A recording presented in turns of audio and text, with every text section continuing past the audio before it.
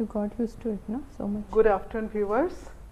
On our 24th episode of our continuous awareness program, we will discuss about fibroids today, which is very common in women. We will discuss about the medical management and the reason for that. We will ask few questions to our consultant, and if you wish to, please send us your questions, which will be addressed online. And to take it forward, I can just introduce you our senior consultant, Dr. Shantala S., our consultant in OBG. Good afternoon, Doctor. Good afternoon. So I'm just reading out a short profile of hers. Dr. Shantala S., consultant obstetrician and gynecologist at Sagar Group of Hospitals, Bangalore. She has done her MS OBG at RGUHS, which is Rajiv Gandhi University of Health Sciences in Karnataka. She has experience of 13 years in the Department of OBG, trained laparoscopist under Professor Dr. Paul at Kochi in Kerala, and also had hysteroscopic training at Delhi under Professor Osama Soki, renowned hysteroscopic surgeon, Cairo, Egypt. She has done her fellowship in minimum access surgery, FMAS.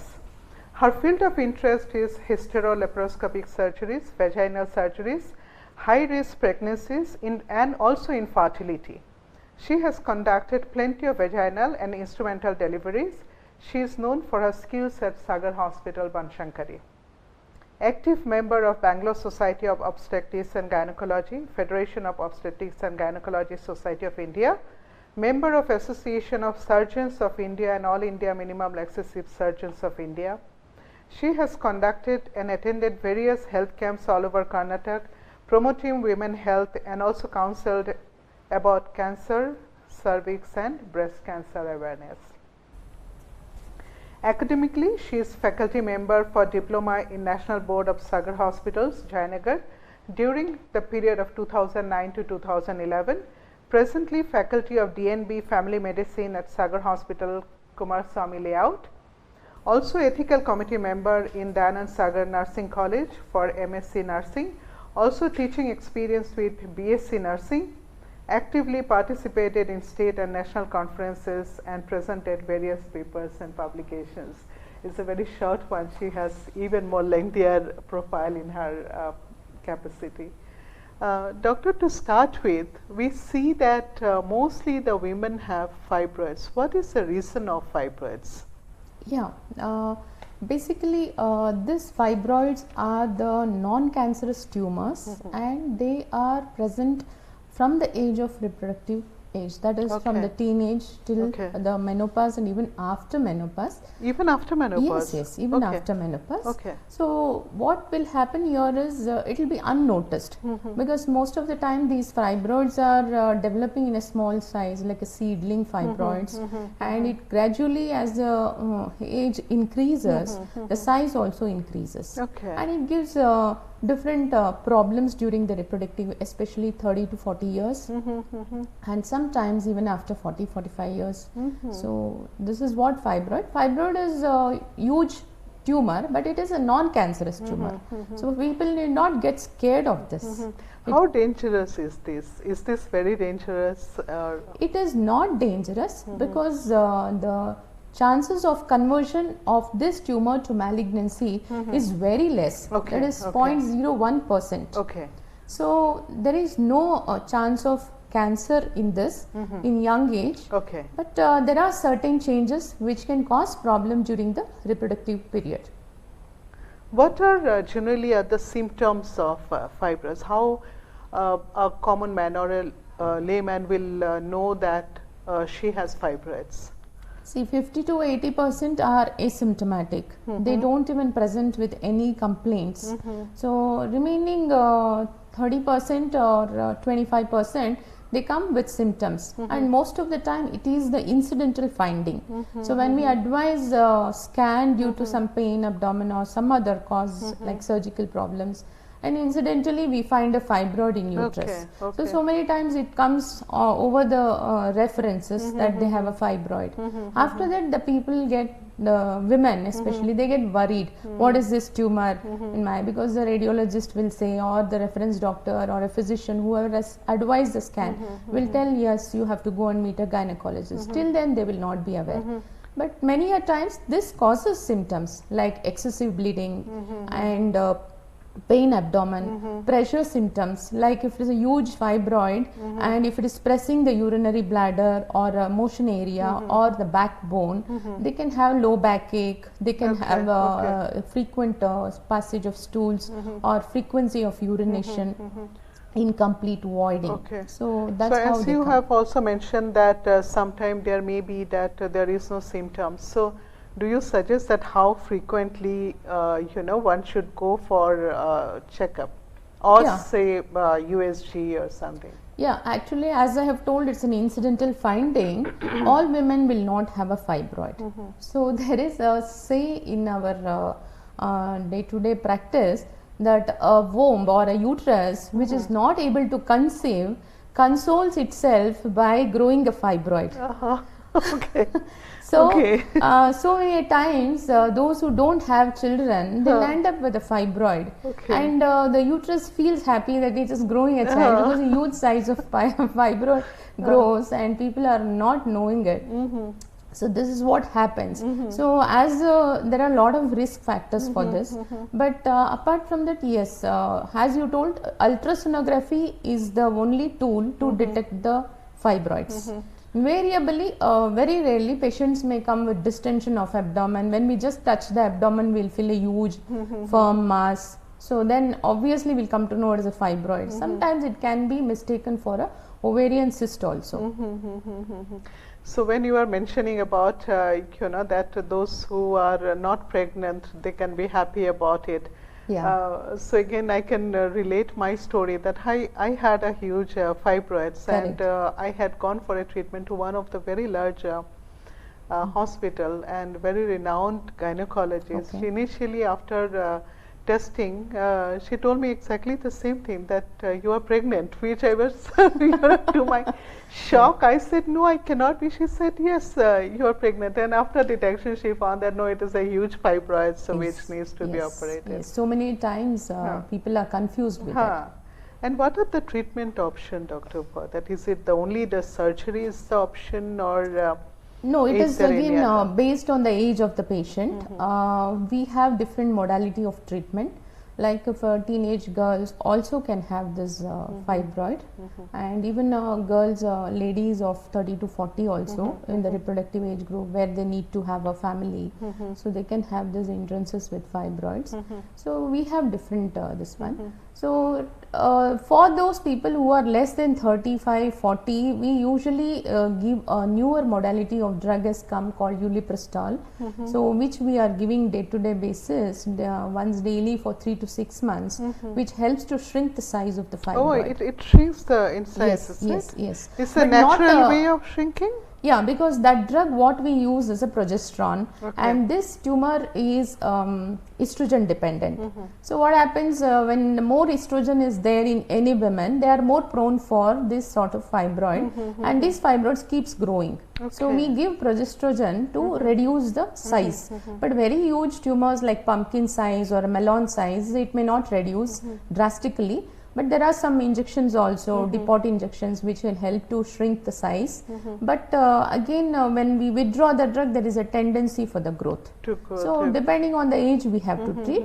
And during reproductive, it is causing fertility related problems. Then we can do the myomectomy. We call it as a myoma removal.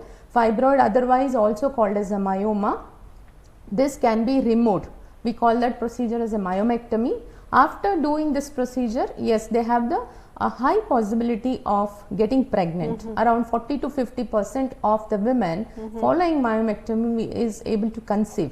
So that is one of the procedure that depends on the age.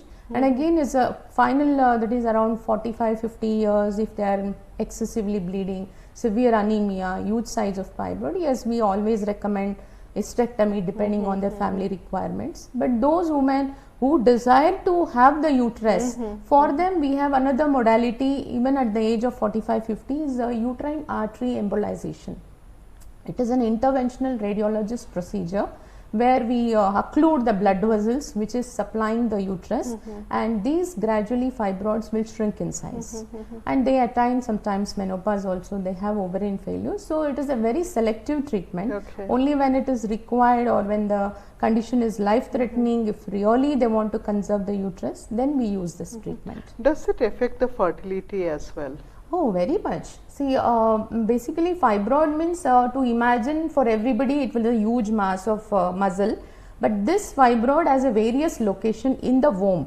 So we have a different parts of the womb where these fibroids can appear in the cervical region, in the fundal region, or at times it can also appear by the side of the uterus also. So there are tumors which grow inside the uterine cavity, which grow outside the uterine cavity. So we term it as subserosal, submucosal, intramural. There are different names for that. So depending on that, if the woman is having submucous fibroid or a huge intramural fibroid which is compressing the uterine cavity, that time they will not be able to allow the implantation of the fetus. So that time the implantation failure can happen, they can have repeated abortions.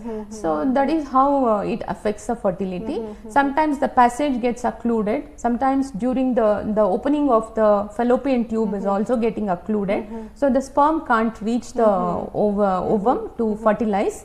So there may be problem. So until unless we remove those obstacles, they may not be able to conceive. So fertility has really a problem, and those people, in spite of all this, if they conceive also, they can have recurrent abortions, they can have preterm deliveries, and the baby will not get adequate space to grow. So they'll have growth retardation, and the blood supply will be reduced. So there are certain conditions where we can have such problems. Is it in any way genetics that the mother was having fibroids, so the daughter will also have?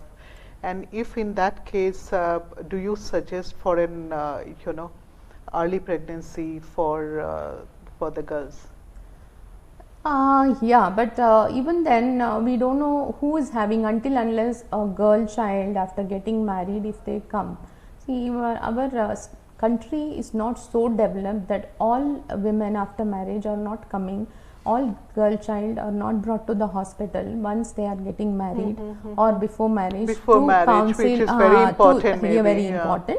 So they have to have a scan before wedding, so that they can know what is the status of their uterus, ovaries, in spite of their normal menstruation or sometimes heavy bleeding. If they are having any cyst in the ovary, they can have problems. So such individuals, at least they have to have this scan, ultrasonography, so that we can guide them. There is a small fibroid, you can have a follow-up, or if you are having huge one, you can conceive early, because nowadays couples after marriage, they will have planning for 2 years, 3 years, sometimes 4 years.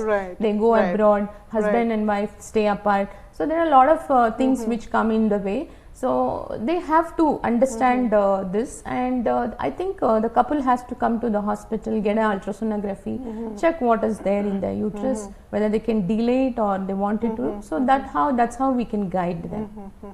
So once the surgery done, the girl or the couple who wants to the girl who wants to conceive, is it a very easy one to conceive post surgery? Yeah, post surgery, yes, we have a certain post operative period, like we usually use fibroids or even around 7 to 10 centimeters fibroid if we are removed. Yes, and those fibroids which are already inside the cavity, obviously when we do the surgery, the cavity opens up.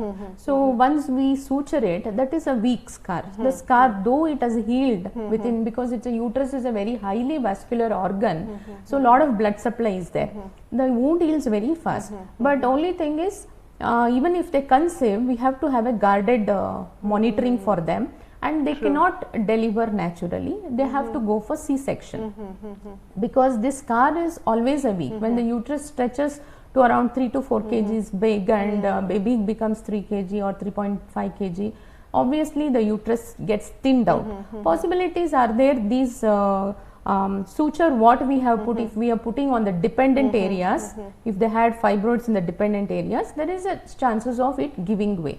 So we have to be very guarded in monitoring, and yes, we advise after 3 to 4 months for them to conceive. Some people recommend, depending on the cases, or a period of 1 year. Okay.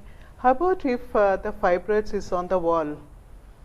And not yeah, if it is not inside the uterine cavity, they will not have any symptoms. Sometimes if it's huge, they may develop a distension of abdomen. So at that heaviness. time, getting the baby or something, conceiving is not an issue? They can conceive, because we call that as a subserous. It's in the outer capsule of the uterine cavity. So it no way intervenes the growth of the baby, and we usually don't recommend any surgery for them. We just tell them to have a pregnancy. After the pregnancy, we can sometimes do the surgery during the cesarean, or sometimes after the surgery, because during the pregnancy these tumors are having a tendency to grow. They grow in big sizes. They can undergo some degenerative changes. So that once the pregnancy hormones and the pregnancy resumes to normal person, then after delivery this shrinks in size. Okay. So it is easy for us to tackle after that. So but then is it not ideal that once you are opening up to clean up the entire yes, because what happens during cesarean, this organ is very vascular, as I have told you normally. So when there is a pregnancy, huge amount of blood will be flowing. So these fibroids are also very vascular. So if it is at the site of incision or something, yes, we take a chance, we take a risk, and we explain the attenders and we do a cesarean, remove the fibroids, which are not very huge, small. But those fibroids which are outside, we can easily remove. But those in the muscular layer, we don't intervene until unless it comes in the path of delivery. Right, right. So where we give a cut for the uterine musculature during cesarean, if it is not coming in that way, we don't intervene, because huge amount of blood loss will be there. Sometimes the blood loss will compromise to such an extent that we have to save the mother, we have to remove the uterus. Okay, so certain conditions we will see how it is prevailing, and then we will take a call. Okay, okay. So what is the general size when you decide that the fibroids to be removed? Huge massive tumors which are causing some pressure symptoms, day-to-day problem, then we will tell them to get it removed. Age, again, if they have completed the family, they don't have any, they are almost reaching menopause. Anyhow, uterus is not going to have much benefit after menopause. So even ovaries would have become failed, because once menopause, ovary stops functioning. So in that case, we straight away recommend hysterectomies. And those who are less than 40, 45, still menstruating, desiring to have uterus, yes, we explain the different modality as I've told earlier, and we give the options. So whichever they are affordable and they are benefited, they take a call. If if we left it untreated, yes, what happens? Nothing will happen. At the most, there are some degenerative changes which happens in this fibroid. We call it as calcification can happen. Sometimes there is a deposit, hyaline degeneration can happen. So sometimes it grows to a huge size and causes a huge distension of abdomen. That time they may have all these pressure symptoms, loss of appetite, not able to eat more food. So all that depending on the symptoms, but invariably small fibroids, if left untreated and if they don't have any symptoms, we can wait. We have to just monitor them, especially in the perimenopause and menopause women. They have to follow up with the doctor at least once a year to rule out a little chance of malignancy. I was about to ask you that if the lady is approaching menopause, say around 40-45 years old, when we are approaching to the menopause, shall the women wait that in case if after the menopause if it shrinks? Yeah, there is. Does it shrink first of all? No, we cannot tell 100% it doesn't shrink, because these fibroids are estrogen dependent. As we grow older, estrogen deficiency is there for us, and that too post menopause, yes, we have estrogen deficiency. There is a possibility of fibroids to remain static, or sometimes it regresses, it doesn't cause any problem. Sometimes it still keep growing for those women who are very feminine and those who are having still some estrogen activity in the body. they can have the growth of these tumors. And as I've told you, those mothers who have not breastfed, who have not had a child, they are having high risk to develop these fibroids. So even huge fibroids may not shrink. Only when they start causing problem, I told no, it's incidental. So many times they just come, and depending on the age, they are scared. See, psychologically, all women are scared at the name of a word tumor. So what happens when it is a tumor? The moment we say tumor, they are scared it may turn malignancy. I was about to ask that if it is not treated and keep it untreated, so can that fibroid become malignant, or that is a different fibroids altogether? No, that is also these fibroids only can turn into malignancy, but the chances are 0.01%. Okay. So it is not very common. So we see very rarely a woman having this malignancy, and we call that as a leiomyosarcoma. Okay. Okay. Okay. Sometimes it so happens because we are not taking any biopsy. We take a scan and see, when we do MRI scan or something, we can have this leiomyosarcoma detected. So when we have a suspicion that is a huge tumor in a woman who are having such problems like postmenopausal or perimenopause, before operating, I think we have to do MRI scanning so that we can see the vascularity. If it is a very high vascular tumor extending very huge, yes, then we have to anticipate the problem, and then we have to operate. Finally we will come to know only when the histopathology report comes that it is a leiomyosarcoma, and when we open also we can see sometimes the changes, but that is still definitive only with the documentation. So we have to go with evidence. So once the tumor is removed, we are giving to pathologist. They will tell whether it's a normal fibroid or it is a sarcomatic changes are happening. How is the percentage that once the surgery is done, what are the chances of fibroids coming back? Yeah, the chances of recurrence is again 10 to 40%. 40% is the recurrence. Yeah, why? Quite high. Because what could be the reason for that? Because you are already removed the fibroids. See what happens, uterus is a tiny organ around 8 to 9 centimeters.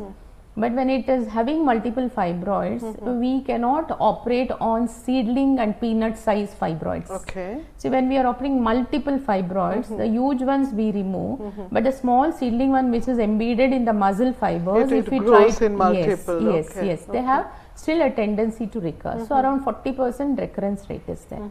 So at what age, would you suggest that remove the uterus? For so that the recurrence and all this will not happen? I think that is to think like that. We cannot tell the age, because I told it is an estrogen dependent. It is also a family genetically dependent, and the weight gain. I didn't tell you about the weight gain. Yes, it's very important nowadays. Those who are having a diet, main diet of red meat or beef, they can have high risk for having fibroids. At the same time, those women who are gaining more than 10 kgs or BMI increasing very rapidly, so they have a high tendency, around 21%, to get the fibroids. So again it comes to the lifestyle management. Exactly. So those who are on veggies, no, they have a very less chance of getting fibroids, but those who are on red meat and beef and all, they have a high tendency to get these fibroids. And those who are obese and gaining very rapid weight, and even if BMI is increasing very rapidly, they have a tendency to grow fibroids. The risk is around 21% incidence. So that is also, weight gain is very important. Is it the sitting job also help in getting the fibroids, or nothing like that? The people who are sitting, say sedentary for the IT people, sedentary lifestyle. Yeah.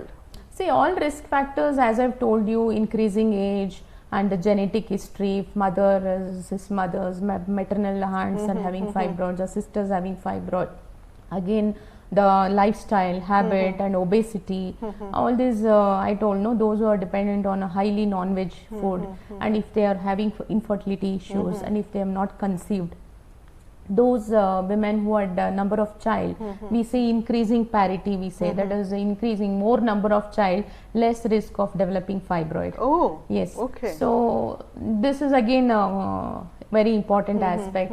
So those who are breastfed, those who are having lot of 2-3 children, or if they have very less risk.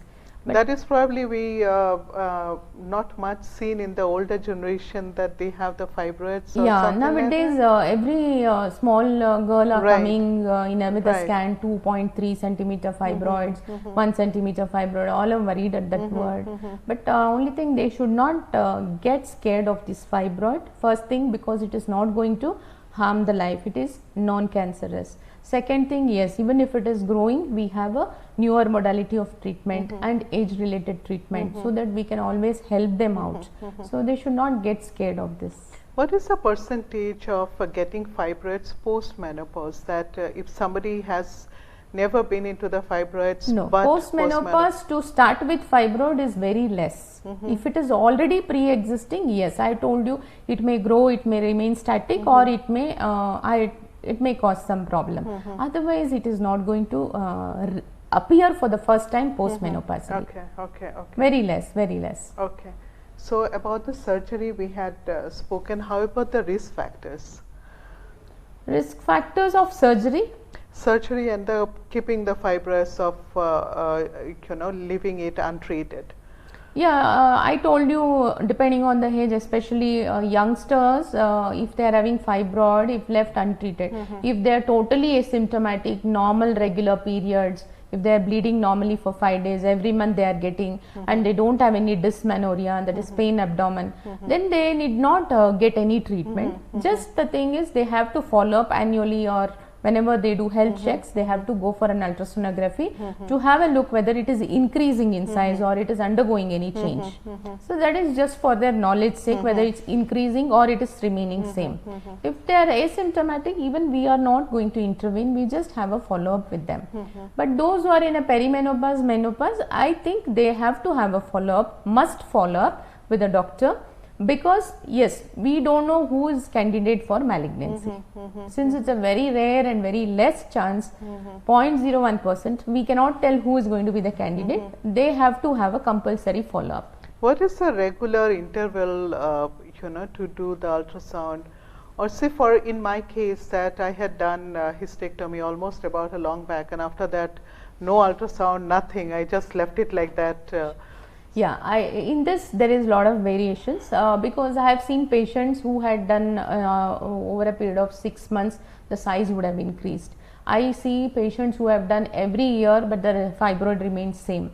So again, it depends on their body nature, on the estrogen dependency, on the genetics, which will make the growth aggressive. So even what I wanted to tell you, one more thing is, yes, about the malignancy. Correct. These fibroids which are turning to malignancy, they will have sudden rapid growth. That's another indication for anybody to get alerted. How they will know that it is growing? Yeah, they'll feel uncomfortability. I told you, it becomes big and distended, the abdomen, and suddenly they will feel pressure symptoms all over, eating, not able to eat, compression of abdomen, and the urinary problems. Any apart from that, any vomiting sensation or any type? Yeah, if it is metastatized, means it is spread to the other organs. Obviously, they can have all of this, in loss of appetite. All those things can happen to them like any other malignancy, loss of weight, cachectic, all that can happen. But that is a rapid growth. But those, what you were telling before that, they need just follow up. Once a year is also fine. But for some people, it is a very rapid growth. We cannot predict. But as and when they come to know they are having the fibroid, they should know the symptoms. They should talk to doctor what all symptoms we are getting, so that we can anticipate problem. Right. So in that case, we will explain them, like sudden profuse bleeding, lot of blood every menstrual cycle, severe pain abdomen. There are other conditions which is associated with fibroid, like adenomyosis, endometriosis, pelvic infection. So they can come with pain abdomen anytime. So we have to categorize and evaluate them for that. So we will always tell the patients, if they develop any pain abdomen, if they develop profuse bleeding, So many a times they will neglect even this irregular heavy bleeding. They come once for all with tiredness, palpitation, increased heartbeat, breathlessness and all. So when we do the complete blood count, we'll come to know they are anemic, 7 grams, 6 grams like that. Okay. So then we will retrospectively connect it to the blood loss or menstrual history, and then we'll take a scan. We'll come to know, yes, that's the reason. Blood loss, anemia will be there. So retrospectively we'll go and tackle the condition. Is it any way connected to the diabetic or high blood pressure? Basically, it is not connected with a diabetic or hypertensive. Nowadays, I think anybody after 35 years are becoming diabetic, even young, 30, 35 years around would come becoming diabetic, non-insulin dependent diabetes. So it may be a comorbid condition, that's all. It can't be the cause for fibroid. Okay. So any take on, for today, if you can just tell our viewers that, yeah, when to I thank show the for this opportunity, and I tell all the viewers who are listening to me, yeah, as it is, fibroid is non-cancerous. You people need not get scared. Even if you are having fibroid of small size or big size, you can contact the gynecologist wherever you are, or if you are nearby, you can come to us. We have different modalities of treatment which can help you out in different things, and many couples are scared because undergoing surgery for before pregnancy also is risky so many times, so they are taking in different aspects. So I think you have to meet our doctors and lighten your mind and know more about this fibroids. It is not a worrisome problem, it is still treatable all over the world. I think we have the best treatment for this. You need not get, it is not a life-threatening problem. Take it from me. Thank you. And also, again, the lifestyle management is very important, regular exercise. Exactly, and, exactly. So that the BMI is under control. Thank you, viewers, for your patience hearing, and please subscribe to our page Sagar Hospitals India at Facebook, and also follow us in Twitter and Insta. And to get an appointment with Dr. Shantala S, please give us a call at 08042 99999. Thank you so much. Thank you.